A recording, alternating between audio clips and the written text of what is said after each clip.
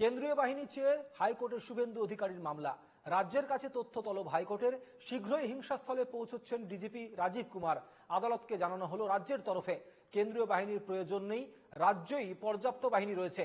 রাজ্যের প্রয়োজন মতো 6 কোম্পানি বিএসএফ মোতায়েন করা হয়েছে।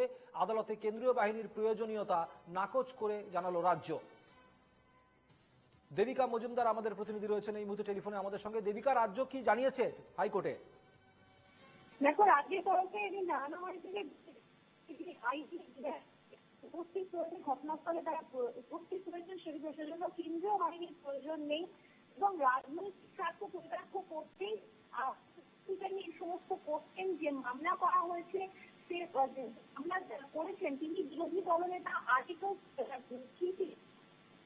এখানে লাগু করে অধিকারী, সেই জন্য এই সমস্ত মামলা দায়ের করা হয়েছে। যদি প্যারামিলিটারি ফোর্স মোতায়েন করা হয় তাহলে নেই তো জানানো হয়েছে। তবে পুরো বিষয়টা রাজনৈতিক স্বার্থ চরিতার্থ করার জন্য করা হয়েছে, এমনটাই এদিন নিজের সাবমিশনে জানান রাজ্যের তরফে নিযুক্ত আইনজীবী কল্যাণ বন্দ্যোপাধ্যায়। তবে আমি জানিয়ে রাখি, শুনানি এখনো চলছে, তাই আদালতের তরফে শেষ পর্যন্ত রায় কি দেওয়া হয় সেদিকটা আমরা নজর রাখছি। অন্যদিকে দেবিকা, যেমনটা জানা যাচ্ছে যে ইতিমধ্যে ডিজিপি রাজীব কুমার ঘটনাস্থলে যাচ্ছেন।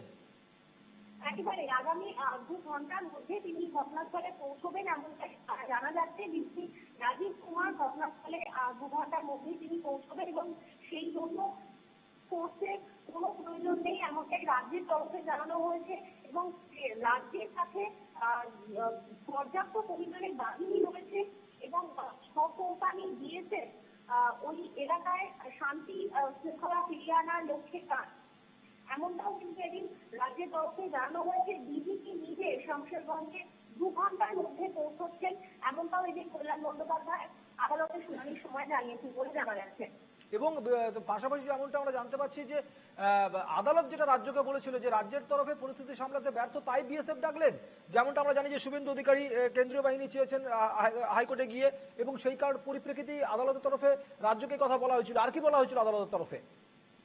একেবারে দেখো, সেখানে প্রশ্ন উঠেছিল তিনি জানতে চেয়েছিলেন যে কেন তাহলে রাজ্য যখন রাজ্যের তরফে যখন বারবার বলা হয়েছে যে রাজ্যের কাছে প্রয়োজনীয় বাহিনী রয়েছে। তোমাকে একটু থামাবো দেবিকা, এই মুহূর্তে অত্যন্ত গুরুত্বপূর্ণ খবর। মুর্শিদাবাদের যে সমস্ত এলাকাগুলিতে অশান্তি হচ্ছে সেইখানে কেন্দ্রীয় বাহিনীর অনুমতি দিল হাইকোর্ট। এই মুহূর্তের অত্যন্ত বড় খবর, মুর্শিদাবাদে যে সমস্ত এলাকাগুলিতে অশান্তি রয়েছে সেই এলাকাগুলিতে কেন্দ্রীয় বাহিনী মোতায়েনের অনুমতি দিল হাইকোর্ট। এই অনুমতি চাওয়ার জন্যই শুভেন্দু অধিকারী গিয়েছিল হাইকোর্টের কাছে। হাইকোর্টের দ্বারস্থ হয়েছিলেন শুভেন্দু অধিকারী।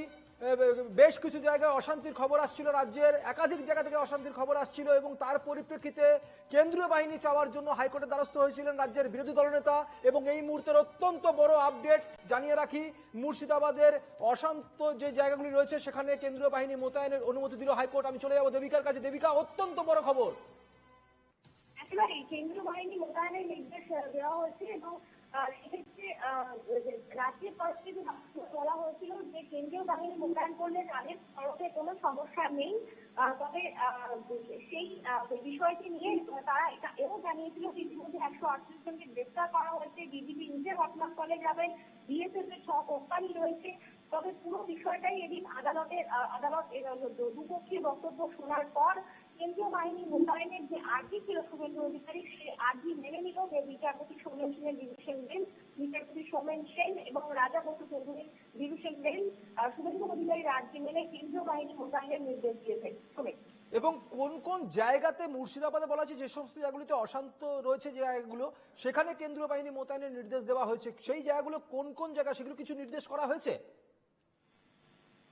দেখো, বলা হয়েছিল মুর্শিদাবাদের সেখানে অবশ্যই সেই সমস্ত জায়গাগুলো উল্লেখ করা হয়েছে।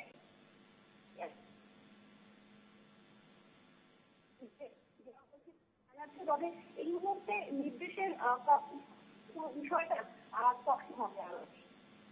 তোমার কথাটা সম্পূর্ণ স্পষ্টভাবে এলো না দেবিকা, আমি বলবো তুমি আরেকবার আমাদেরকে জানাও। দেখো, নির্দেশের কপি এই মুহূর্তে আমাদের হাতে আসেনি। নির্দেশের কপি আসলে সেখানে এই বিষয়টা স্পষ্টভাবে জানা যাবে যে কোন কোন জায়গায় মুর্শিদাবাদে কি কোন কোন জায়গায় কেন্দ্রীয় বাহিনী মোতায়েনের নির্দেশ দেওয়া হয়েছে। তবে এই মুহূর্তে তোমাকে তুমি যেমনটা জানাচ্ছিলে এবং আমি তোমাকে সেই বিষয়টা জানাচ্ছিলাম যে কেন্দ্রীয় বাহিনী মোতায়েনের যে আর্জি ছিল শুভেন্দু অধিকারী, সেই আর্জি মেনে নিয়েছে আদালত এবং বিচারপতি সৌমেন সেন ও বিচারপতি রাজা বসু চৌধুরী ডিভিশন বেঞ্চ কেন্দ্রীয় বাহিনী মোতায়েনের নির্দেশ দিয়েছে।